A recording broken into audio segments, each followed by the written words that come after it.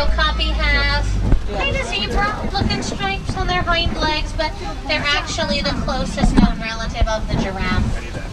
They share some similar features, like the same long, prehensile tongue. Out to your right on the hillside, you're going to see some tall, tawny-colored antelope.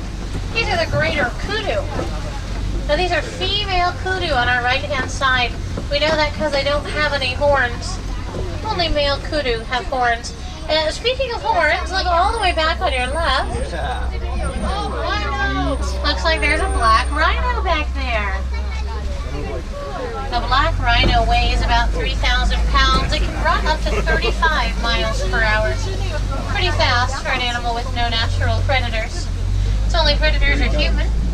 They've been poached so extensively for their horns that there are less than 5,000 left in the entire world. Out to your right, you're going to see some rust-colored antelope. These are the bongo. Bongo are one of many endangered species here on the reserve. Their numbers are falling as quickly as the trees, as deforestation takes over their natural habitat. We're going to leave the forest now and go to the river. Safi River, to be exact. And here in Safi River, we are looking for the Nile hippopotamus. Now, hippos like to spend most of their day in the water. And they can stay underwater for about 8 minutes at a time. So, while we look for hippos today, remember, we might be looking for shadows in the water. Or even an ear or an eye peeping up above. Hippos will usually come up on the riverbanks at night to eat up to 150 pounds of vegetation every evening. Looks like there's a hippo in the water up ahead. You can see its back poking out there. A little bit closer to us on the left, you're going to see the pink-backed pelicans. They get their name from a pink coloration that appears during mating season. And they're very social birds. They like to nest in large groups. There's 2 of them. During nesting, both the females and the males are going to help take care of the eggs. Pink-backed pelicans are one of the only pelican species known to make their nests in trees. Now we're going to cross Mamba Bridge. As we do, look down to your left. See if you can figure out what Mamba means in Swahili. Mamba means crocodile. And these are the Nile crocodiles. They weigh up to 500 pounds. They grow to approximately 16 feet long. Here on the reserve, we have several different ecosystems. We are about to explore the grasslands, also known as the savanna. And out on the savanna, we are looking for herd animals. Those are animals that travel together in large groups. So go ahead and take a look at your spotting guide. Start brainstorming. What animals do you think might travel in large groups? Zebra. Zebra. Giraffe. Elephants. Wildebeest. Hopefully we are going to get a chance to see all sorts of different herd animals. So if you haven't gotten your camera out already, this is the time. We never really know what's going to be hiding in the tall grass out here on the savannah. We're not going to be able to stop for every animal we see. And the animals don't usually stop for us. So if you have a high shutter speed on your camera, action, sport, motion setting, go ahead, turn it on now.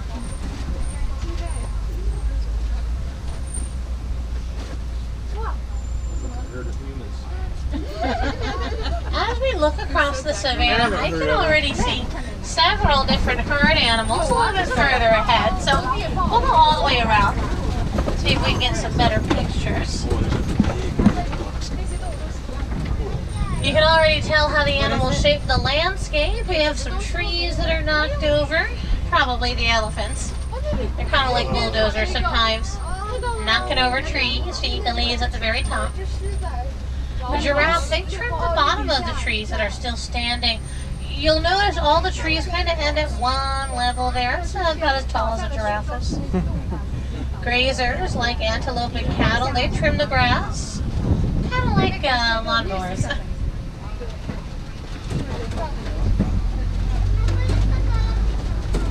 They're going fairly slowly. Looks like there might have been some animals migrating across the road up ahead of us. We have to remember that we're the visitors out here on the reserve, so animals have right of way. Coming up on our left, we're going to try to find a pack of African wild dogs, also known as painted dogs.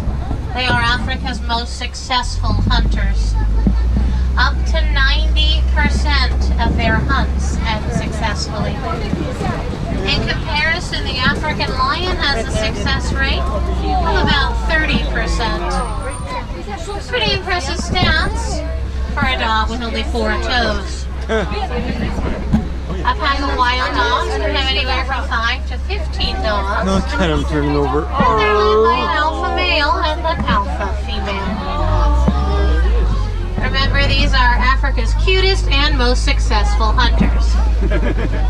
Out to your left, you're going to see some small cinnamon-colored antelope. These are the springbok.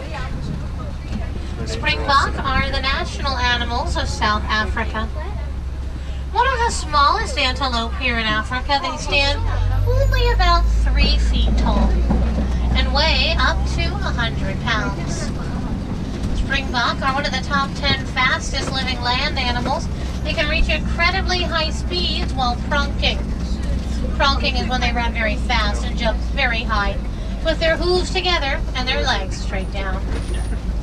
Scattered all across the savannah, you'll see these large reddish-gray mounds.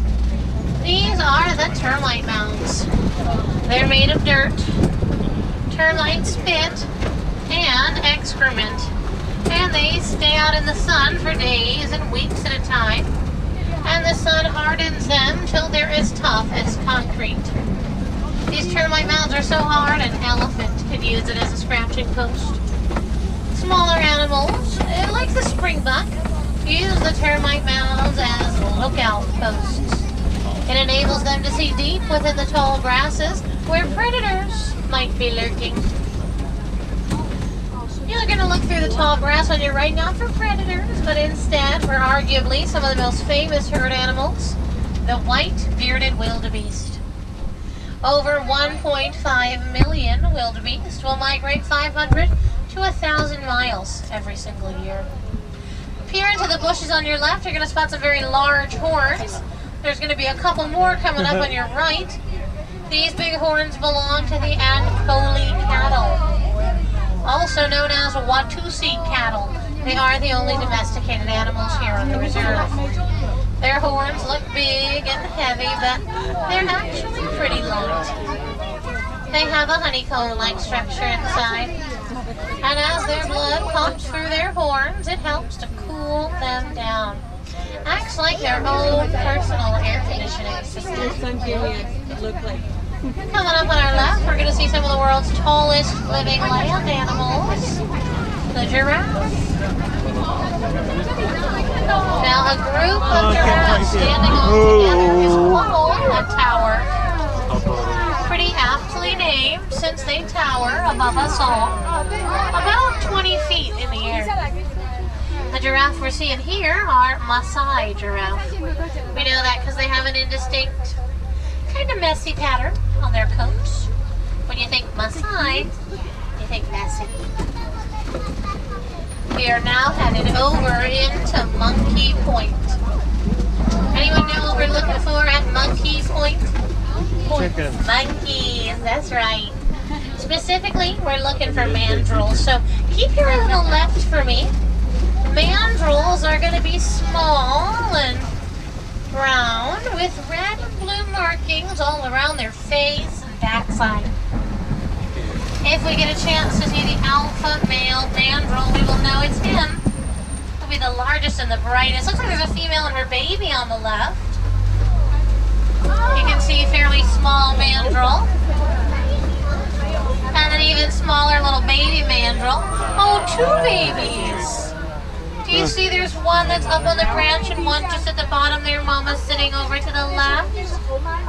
Female mandrills are 30, 40 pounds. The alpha male is more like 100 pounds. He's much, much larger, although I'm not seeing any sign of him.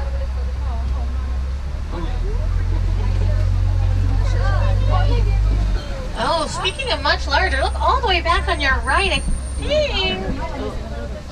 Looks like an African elephant back there to me. Over there. Probably a male elephant since he's standing all by himself. Male elephants tend to be solitary creatures. If you have a group of young male elephants traveling together, it's called a bachelor herd.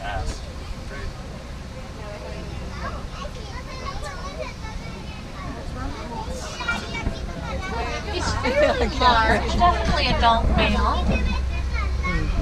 We'll see if we can maybe get a little bit of a closer look. Oh. Well, it says the road into elephant country is closed. Although, if you ask me, looks like it might have washed out with all the recent rain. It happens sometimes here in Africa. Don't worry. I found a shortcut into elephant country a long time ago for days like these. We're going to just go around. Hopefully we'll be able to find some more elephants. Maybe even a whole herd of elephants. There are some good signs. After all, male elephants, they tend to come in close proximity with the herd during mating season. Uh-oh. That doesn't sound too good. Don't worry. I'm sure the duct tape will hold. Up ahead of us, we have some red clay pits. Red clay pits are another good sign for elephants. They eat that red clay. It is full of essential minerals. And it's a really important part of their diet, which usually consists of fibrous materials. We're going very slow up here, friends. More than likely, again, probably an animal is in the road up there. We definitely want to go slower as we come near to these animals. But we'll also check out the red clay pits as we come through. See if we can find any signs of the elephants. Oh yeah, I think the Singapore horned bullocks. It was white with a red hood. Definitely some footprints on our left. And on your right, some tusk marks. Those look pretty fresh. Oh, look off to your left, everyone. I think we've discovered the herd. That elephant looks pretty young. Say maybe 6 or 7. A herd of elephants is made up of females and they're young. So mama elephants and baby elephants. Female elephants will be pregnant for approximately 22 months. At the end of their nearly 2-year pregnancy, they give birth to a calf that weighs up to 300 pounds. Baby elephants are going to stay with mom for about 15 years. It is the longest adolescence in the animal kingdom. Wow. With the exception of humans. Through research with the Disney Conservation Fund, we have discovered that elephants don't like the sound of bees. For whatever reason, the buzzing, it scares them off, turns them away. We discovered this by studying their communication patterns, and we realized that they had a specific sound for there are bees in the area, we have to leave immediately. It's a very specific noise they make. So we used this information and we took it out here to the wilds of Africa to help set up beehive fences around farms. It's a safe way to keep the elephants out of the crops. After all, to an elephant, a farmer's crops might look like an all-you-can-eat buffet. And of course, elephants have a reputation for, well, let's just say knocking things over as they come through, which unfortunately can take away from a farmer's livelihood. So by setting up the beehive fences, it's a safe way to keep the elephants out of the crops, and it gives the farmers a second source of income, getting to bottle and sell that honey. You can see on your left, a couple more elephants in the herd. Now a herd of elephants is led by a matriarch, that's a female elephant in charge. She's often the oldest, not necessarily the largest.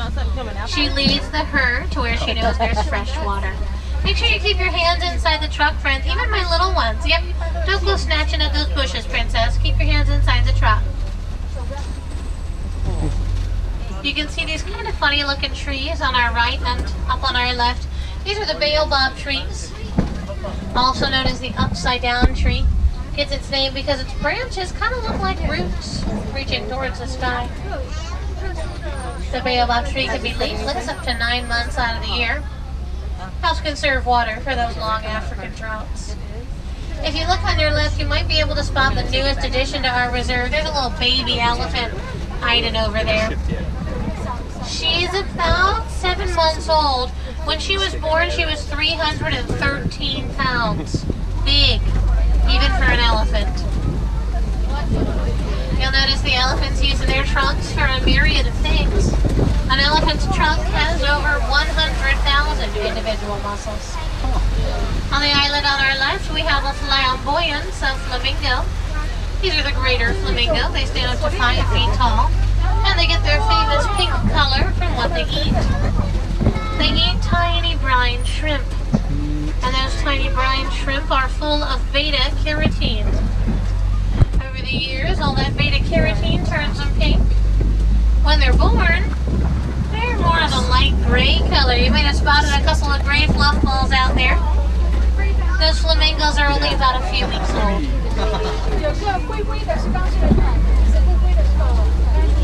Looks like we have a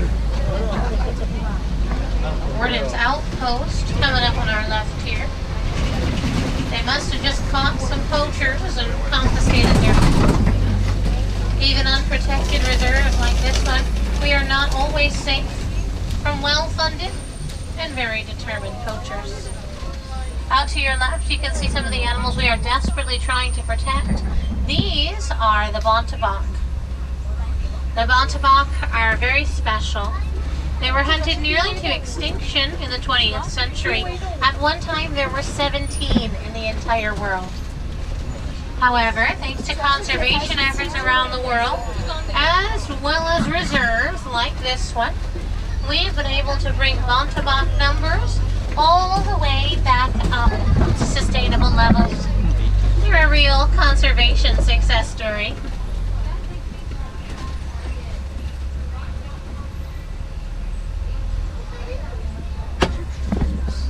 You can see some mud koalas on our left. It's a good sign that more animals are here. Lots of different animals like to use the mud and dirt as sunscreen and even bug repellent.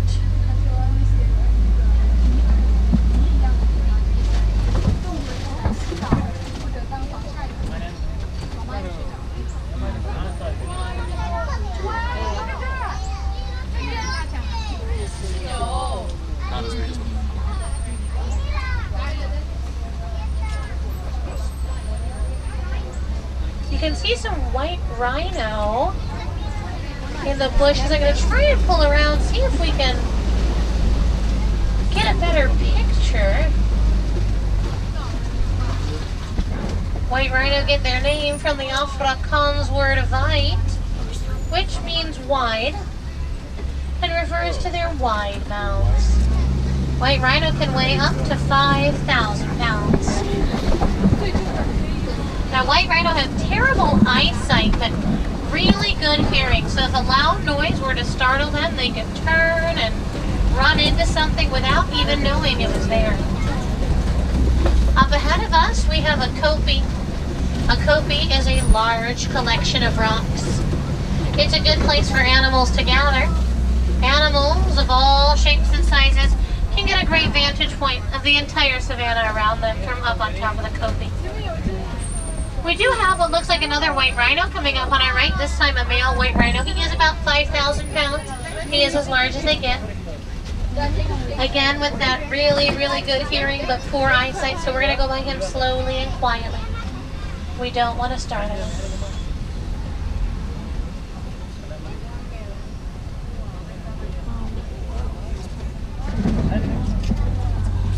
The labrador's horn is made of keratin. It's the same thing we find in our hair and fingernails, just in a higher concentration. We're going to go all the way around the copy here. You can sometimes find lions out on copies, but lions are inactive up to 20 hours out of the day. Means they spend most of their days sleeping and resting. More than likely they found a shady spot to sleep in. We have some very large burrows on our left here, probably belong to this warthog. Warthogs go into their burrows at night with their tusks out. Those tusks are very sharp, so it's a good way to ward off predators. Out on your right-hand side, you might see some eggs on the ground. Looks like a nest of ostrich eggs. Those eggs weigh about 3 pounds each one equivalent to approximately 24 chicken eggs. The Harambe Wildlife Reserve was founded in 1971, and it encompasses over 800 square miles. We are entering now the newest part of our reserve, Magadi Glen. Here at the Glen, the animals are not quite used to the sound of our voices and sound of our trunks. More than likely, they're going to be trying to hide from us deep within the bushes or in between the trees, but we'll keep our eagle eyes out. See if we can find any animals. Like on our right, looks like we got a couple different species of animals. Those birds over there by the pond are the yellow-billed storks. Voracious carnivorous hunters. They'll eat anything they can fit in their bill. And a little closer to us here, we have a couple of scimitar-horned oryx. The oryx are native to the arid plains and deserts of northern Africa, and they can go up to 9 months without a drink of water. Well, my friends, looks like we're coming to the end of our safari. But if you're here with us in Harambe for the rest of the day, it doesn't have to be the end of seeing animals. You can head on over to the Forest Exploration Trail or take the train up for Mickey's Planet Watch. What? If you have any questions about what we saw on safari today, feel free to come on up to the front of the truck once we park at the Hornets Post. I'll be happy to answer any and all questions you may have.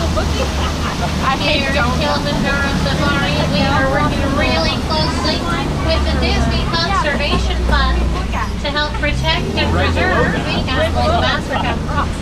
If you'd like to help, you can make a contribution. I know that Disney will match that contribution dollar for dollar to help the animals we saw today. For all of my wilderness explorers, you've been riding on the Simba 1, S-I-M-B-A, and the number 1. Write it down. Here's the information you need to get your badge. I am going to drop you off up here, but I am not going to say goodbye. Instead, I will use a Swahili word and say kwaherini. It means go well. So kwaherini, everyone. On behalf of all of us here at Kilamanjaro Safaris, my name is Marley, and I hope you've had a wild time.